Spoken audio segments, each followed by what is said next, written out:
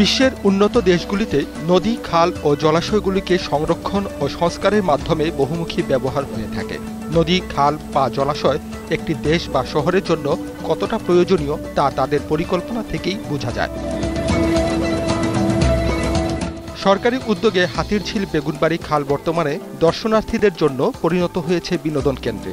শুধু তাই নয়, এখানে চালু হয়েছে নৌযোগাযোগ ব্যবস্থা। কিন্তু রামপুরা ব্রিজ পার হয়ে সামনে গেলেই দেখা যায় বিপরীত চিত্র। বর্জ্য ফেলা হচ্ছে খাল পাড়ে। খালের ভিতরে যে ময়লাগুলো পড়ে যায় তখন আপনারা কি করেন? পড়ে গেলে এটা পানি লেগে বাইসা জায়গা এটাকে আর আমরা কি আর উঠাই তারি? এটা যদি ওই যে কাম করে যারা কামলারা ওরা উঠাই তারে, আমরা কি আর উঠাই?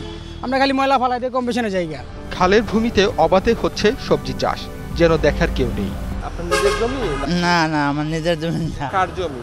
এটা সরকারের খাল, এটাই এই যে এখানে যে লাগান, কেউ কিছু বলে না? না। বাসাবো এলাকায় এই খালটি শুধু নর্দমার ভাগাড়ই নয়, যেন মৃত্যুকূপ। অথচ এই খালে একসময় মানুষ নৌকায় করে ঘুরে বেড়াতো। একটা বাচ্চা যখন এখানে পড়ে যাবে, এই বাচ্চাকে কখনো পাওয়া যাবে না। দৌড়াদৌড়ি করতেছিলাম, আমার পিসের মাথা ধাক্কা মারছে, আমি পড়ে গেছিলাম। তাপ পাইপের মাথা ধরছি, উপরে একজন ডাক দিয়েছি, আমার বাস দিয়ে তুলছি।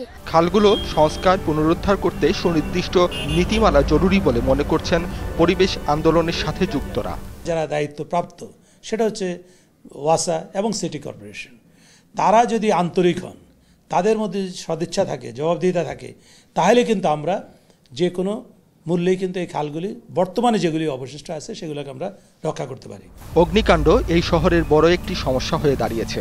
আশঙ্কার বিষয় হলো অগ্নি নির্বাপনের জন্য যে পরিমাণ জলাধার প্রয়োজন তা নেই বলেই ক্রমশ ক্ষয়ক্ষতির পরিমাণ বাড়ছে। আজকের ঢাকায় আগুন লাগলে আগুন নেভানোর জন্য পানি পাওয়া যায় না। এই যে অতি সম্প্রতি গুলশান মার্কেটে যে আগুন লাগলো, সেখানে প্রথম দফায় পানি দেওয়ার পর ফায়ার সার্ভিসের পানি ফুরিয়ে গেছিল। তাও ভালো, ওটা গুলশান এলাকা বলে গুলশান লেক কিছুটা হলেও এখন অবশিষ্ট আছে। অন্যান্য অনেক এলাকাতেই তো আপনি দেখবেন পানির একমাত্র সোর্স যেগুলো পাবলিক ইউজ করতে পারতো সেগুলোকে দখল করে নেওয়া হয়েছে। খালগুলোকে সংরক্ষণ করে তাকে আবার নদীর সাথে সংযোগ করে প্রকল্প তৈরি করা, বাস্তবায়ন করা কঠিন কোনো বিষয় নয়।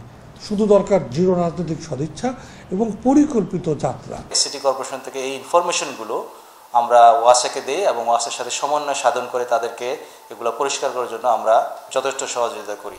দেশীয় ও আন্তর্জাতিক অভিজ্ঞতার সঠিক মূল্যায়নের ভিত্তিতে দীর্ঘমেয়াদী পরিকল্পনা গ্রহণ ও বাস্তবায়ন প্রয়োজন বলে মনে করছেন পরিবেশবিদরা।